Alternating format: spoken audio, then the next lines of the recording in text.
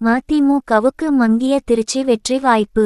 தட்டி தூக்க அதிமுக அமமுக போட்டா போட்டி.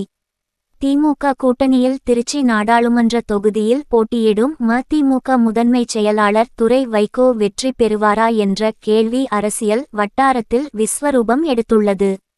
இத்தனைக்கும் 2019 தேர்தலில் காங்கிரஸ் சார்பில் திருச்சியில் போட்டியிட்ட திருநாவுக்கரசர் 5.5 லட்சம் ஓட்டுகள் வித்தியாசத்தில் வெற்றி பெற்றார்.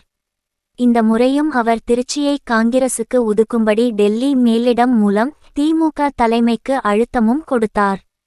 ஆனாலும் இத்தொகுதியை காங்கிரசுக்கு விட்டுக் கொடுக்க திமுக மறுத்ததோடு கடைசியில் வைகோவின் மதிமுகவுக்கு ஒதுக்கிவிட்டது. 2021ஆம் ஆண்டு நடந்த தமிழக தேர்தலில் திருச்சி நாடாளுமன்ற தொகுதியில் அடங்கிய திருச்சி கிழக்கு, திருச்சி மேற்கு, ஸ்ரீரங்கம், திருவெரும்பூர், புதுக்கோட்டை, கந்தர்வகோட்டை ஆகிய 6 சட்டப்பேரவை தொகுதிகளையும் திமுக கூட்டணியே கைப்பற்றியது. இதில் கந்தர்வகோட்டை தொகுதியில் மட்டும் மார்க்சிஸ்ட் வேட்பாளர் வெற்றி பெற்றார். மற்ற 5 தொகுதிகளும் திமுக வசமானது. அதுவும் ஒவ்வொரு தொகுதியிலும் 20,000 முதல் 70,000 ஓட்டுகள் வித்தியாசத்தில் திமுக வெற்றி வாகை சூடியது. அப்படி இருக்கும்போது திருச்சி நாடாளுமன்ற தொகுதியை மதிமுகவுக்கு எதற்காக கொடுக்க வேண்டும் என்ற எதிர்ப்பு குரல் திமுகவில் பலமாக ஒலித்தது. ஆனால் வைகோ மீது வைத்திருக்கும் மதிப்பு, மரியாதையின் காரணமாக திமுக தலைவர் ஸ்டாலின் திருச்சி தொகுதியை மதிமுகவுக்கு ஒதுக்கிவிட்டார். என்றபோதிலும் தொகுதி பங்கீடு பேச்சுவார்த்தையின் தொடக்கம் முதலே இரு கட்சிகளுக்கும் லடாய் ஏற்பட்டதை பார்க்க முடிந்தது. 2 நாடாளுமன்ற தொகுதிகளும் ஒரு ராஜ்யசபா எம்பி சீட்டும் மதிமுக கேட்டது. கட்சியின் அங்கீகாரம் மற்றும் தேர்தல் சின்னமான பம்பரத்தை மீட்டெடுக்கும் விதமாக வைகோ திமுகவிடம் இப்படி முரண்டு பிடித்தார். ஆனால் திமுகவோ உங்களுக்கு ஒரு தொகுதிதான் என்று உறுதியாக கூறி மதிமுக விரும்பி கேட்ட திருச்சி தொகுதியை மட்டும் கொடுத்தது.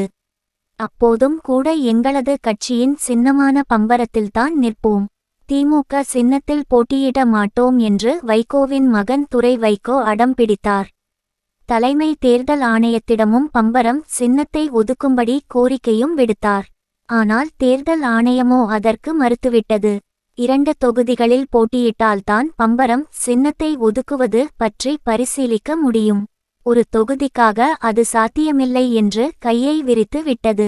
இதற்கிடையே கடந்த 24ஆம் தேதி திருச்சியில் திமுக சார்பில் நடந்த வேட்பாளர் அறிமுக கூட்டத்தில் பேசிய திமுக நிர்வாகிகள் சிலர் நீங்கள் உதயசூரியன் சின்னத்தில் போட்டியிட்டால் வெற்றி உறுதி, உங்களுக்கு பம்பரம் சின்னம் கிடைக்குமா என்பதே சந்தேகமாக இருக்கிறது, எதற்காக நீங்கள் தயக்கம் காட்டுகிறீர்கள் என்பதும் புரியவில்லை என்று துரை வைகோ முன்பாகவே பேசியது பெரும் கொந்தளிப்பை ஏற்படுத்தியது.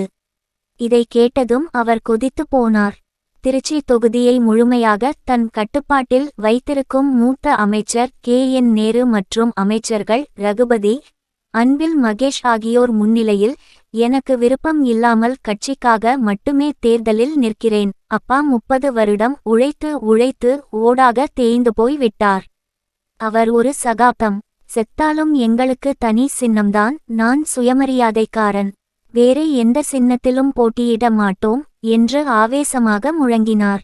திருச்சி மாவட்ட திமுகவை 35 ஆண்டுகளாக தன் கட்டுப்பாட்டில் வைத்திருக்கும் KN நேரு முன்பாகவே துரை வைகோ இப்படி பேசியதை திமுகவினர் யாரும் ரசிக்கவில்லை.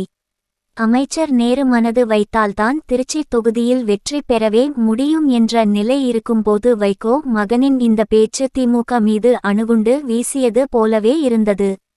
இது திமுக தலைவர் ஸ்டாலினுக்கு கடும் எரிச்சலை ஏற்படுத்தி விட்டதை அறிந்த துரை வைகோ பின்னர் அமைச்சர் KN நேருவை தனிப்பட்ட முறையில் சந்தித்து தான் பேசியதற்காக மன்னிப்பும் கேட்டுக்கொண்டார்.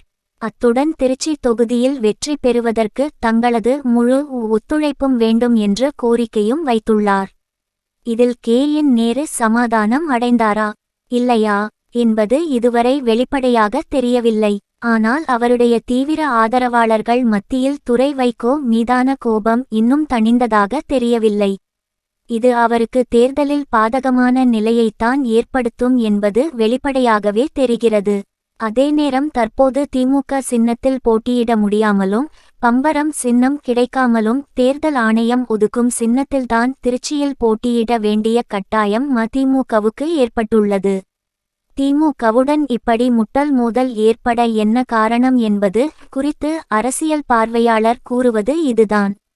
திருச்சி தொகுதியில் தனது மகன் அருணை நிறுத்துவதற்குத்தான் அமைச்சர் கே.என். நேரு விரும்பினார். இதற்காகத்தான் திருநாவுக்கரசர் எம்பிக்கு மீண்டும் திருச்சி தொகுதியை ஒதுக்கி விடக்கூடாது என்ற முட்டுக்கட்டையும் போடப்பட்டது. அதே நேரம் மதிமுகவோ விருதுநகர் தொகுதியில்தான் போட்டியிட முதலில் விருப்பம் தெரிவித்தது. ஆனால் அந்த தொகுதியை மாணிக்கம் தாக்கூர் எம்பி ராகுல் காந்தி மூலம் முன்கூட்டியே புக்கிங் செய்து விட்டார். இதனால்தான் வேறு வழியின்றி திருச்சியை மதிமுகவுக்கு ஒதுக்க வேண்டிய நெருக்கடி திமுக தலைமைக்கு ஏற்பட்டது. இது தன் மகனை திருச்சியில் போட்டியிட வைக்கலாம் என்று நினைத்த அமைச்சர் கே.என். நேருவுக்கு கடும் அதிர்ச்சியை கொடுத்தது. திருச்சியில் நின்றால் மகனுக்கு அமோக வெற்றியை பெற்று தந்து விட முடியும் என்று மனக்கோட்டை கட்டியிருந்த அவரால் இதை ஜீரணிக்கவே முடியவில்லை என்கிறார்கள். இப்போது அருண் நேரு பக்கத்து தொகுதியான பெரம்பலூரில் களம் இறக்கப்பட்டுள்ளார். அங்கே அவருக்கு பாஜக கூட்டணி சார்பில் போட்டியிடும் இந்திய ஜனநாயக கட்சியின் தலைவர் பாரிவேந்தர் கடும் சவாலை அளிப்பார் என்பது நிச்சயம்.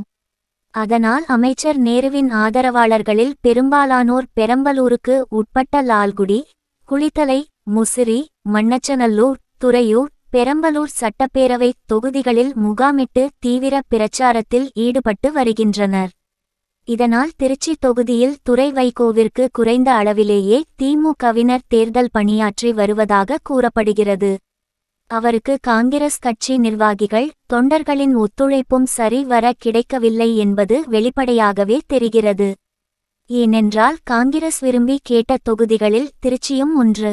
அங்கு திருநாவுக்கரசர் எம்பிக்கு ஆதரவாளர்களும் அதிகம். தவிர திருச்சி நாடாளுமன்ற தொகுதியில் அவருடைய பூர்வீக மாவட்டமான புதுக்கோட்டையின் 2 சட்டப்பேரவை தொகுதிகளும் வருகிறது.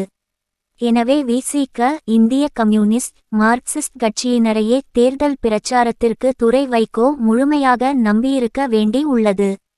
திருச்சி வேட்பாளர் அறிமுக கூட்டத்தில் துரை வைகோ உணர்ச்சி வசப்பட்டு பேசிய அதே நாளில்தான் ஈரோடு மதிமுக எம்பி கணேசமூர்த்தி தனக்கு மீண்டும் போட்டியிட வாய்ப்பு அளிக்கப்படவில்லை என்ற மனவேதனையில் விஷ மாத்திரை தின்று தற்கொலை முயற்சியில் ஈடுபட்ட துயர நிகழ்வும் நடந்தது. அடுத்த 2 நாட்களில் சிகிச்சை பலனின்றி கணேசமூர்த்தி மரணமடைந்து விட அது திமுகவை மட்டும் அல்லாமல் கூட்டணி கட்சிகளையும் திடுக்கிட வைத்தது. இதனால்தான் திமுகவினரும் அதன் கூட்டணி கட்சியினரும் மதிமுகவுக்கு ஆதரவாக ஒருமித்த மனதுடன் தேர்தல் பிரச்சாரத்தில் ஆர்வம் காட்டவில்லை என்றும் கூறப்படுகிறது. இது அதிமுக சார்பில் திருச்சியில் போட்டியிடும் கருப்பையாவுக்கும் அமமுக வேட்பாளர் செந்தில் நாதனுக்கும் சாதகமான அம்சமாக மாறி உள்ளது. இவர்கள் இருவரில் யாராவது ஒருவர்தான் வெற்றி பெறுவார்கள் என்று திருச்சி தொகுதி மக்களால் பரவலாக பேசவும் படுகிறது. இதையறிந்து அதிர்ச்சி அடைந்த துரை வைகோ அமைச்சர்கள் K.N.. Nehru, Anbil Mahesh, Trichy Siva MP, Inigo Irudayaraj MLA மற்றும் மாவட்ட திமுக நிர்வாகிகளிடம் நான் செய்தது மிக பெரிய தவறுதான், என்னை மன்னித்து எப்படியாவது வெற்றி பெற வைத்து விடுங்கள் என்று சரணாகதி அடைந்து விட்டதாக தெரிகிறது என அந்த அரசியல் பார்வையாளர்கள் கூறுகின்றனர்.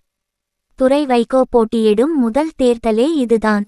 அதுவே அவருக்கு ஒரு அக்னி பரீட்சையாகவும் அமைந்துவிட்டது என்பதில் எந்த சந்தேகமும் இல்லை. இதில் அவர் தேறுவாரா என்பதை பொறுத்திருந்துதான் பார்க்க வேண்டும்.